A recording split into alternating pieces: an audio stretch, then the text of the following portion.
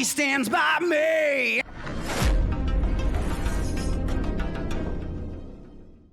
So I was in high school and I was living in Kitchener-Waterloo, Canada at the time, and I was hanging with my best friend, Chad Henry, and we were in his basement, and this is circa 1987, and he was turned on to this band called Bon Jovi. They were the thing at the time, and he was introducing me to this band called Bon Jovi.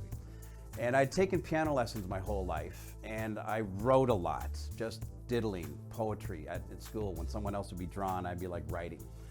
And John Bon Jovi was talking about the songwriting process in this video they had released in the wake of Slippery When Wet at the time. So I'm sitting on the couch listening to this guy talk about the songwriting process that he and his guitar player Richie Sambora had. And however he was talking about it, bells were going off to me. I felt like he was looking right at me, and it just made sense to me, where I was like, dude, I get this. And I'd never really thought about songwriting until this moment where I realized, hey, like I write lyrics all the time. I just didn't even know they were lyrics. And it was that moment I look at and think, that was a moment where I realized, I think I could write a song. So I searched out a buddy at school, as a friend of mine that I knew played guitar, and voila, we got together one day, and the next thing I know, I was writing songs. And that was really what started it all. And I realized I enjoyed that process. It was something that I found exhilarating. And that's kind of what started the whole songwriting journey as far as I was concerned.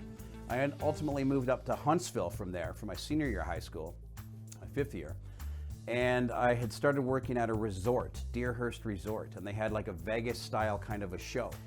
And I was affiliated with it because I was going out with all the showgirls dancers at the time. I was this little rock and roller, long-haired rock and roller. Had this rock and roll dream, but hadn't really started singing, but yet I was aware of it and was singing on my own in the shower, in the car, and writing and starting to collaborate in that regards. And there was a girl in the show that I would talk to because she was the singer. She was a featured singer, and she had an incredible voice and was always talking about songwriting, and that was something I was tuning into at the time. So she invited me to get up with the band afterwards. They played in this bar up there called the Four Seasons. I said, why don't you learn a tune? The band can learn it. We'll bring it up on stage and you can sing it. It'll be fun. On that encouragement, I did that. And I got up there, the band learned the tune, they brought me up there, and I walked up there and sang this song. I was nervous as all hell, and got through it, and obviously it was a life-changing moment for me. When I walked up there, I was somebody. When I walked back down, I was somebody else. The bug had hit me. I was sold. I was like, this is what I want to do. That girl's name was Eileen Twain. She ultimately ended up moving to Nashville. I ended up moving to LA, but she got a record deal. They convinced her to change her name to Shania, and that's the Shania Twain connection as far as going back to the beginning of me getting into the industry. So I'm living in Huntsville at the time, and I was now in bands, playing out, starting to do it, completely absorbed by it. But I wanted to go on the road. I didn't like winter, for one, and I found myself wanting to go south, and LA seemed to be the destination for me. I had moved to Toronto at that point, and I was playing in a couple different bands. And one of the drummers in the bands that I played for called me on a Sunday morning after I'd played an after-hour party the night before with this other band, and out of the blue said, hey man, I just got accepted to MIT, the music school in Hollywood, and I'm moving to LA. Do you want to move with me?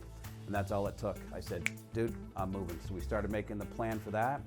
6 months later, in a car, and I moved to LA with this guy, this drummer. And I didn't know what I was doing, what was going on. I just knew I wanted to be in a warm climate. I thought LA was exciting and buzzing. This was in the mid-90s, 1994.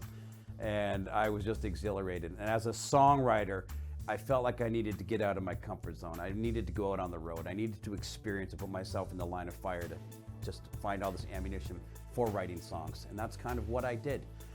And so we ended up driving down there, me and this other guy, and another drummer came with us. The two guys were going to school. We got an apartment in Hollywood, La Brea and Franklin, and it was like a one-bedroom apartment for the three of us. They had 2 drum sets in there.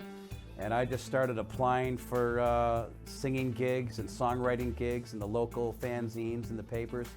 And that's how I got to LA. And obviously one thing led to another, led to me still living here to this day. So that's how I got to LA, and that's why I got to LA. It was driven by songwriting, and here I am today.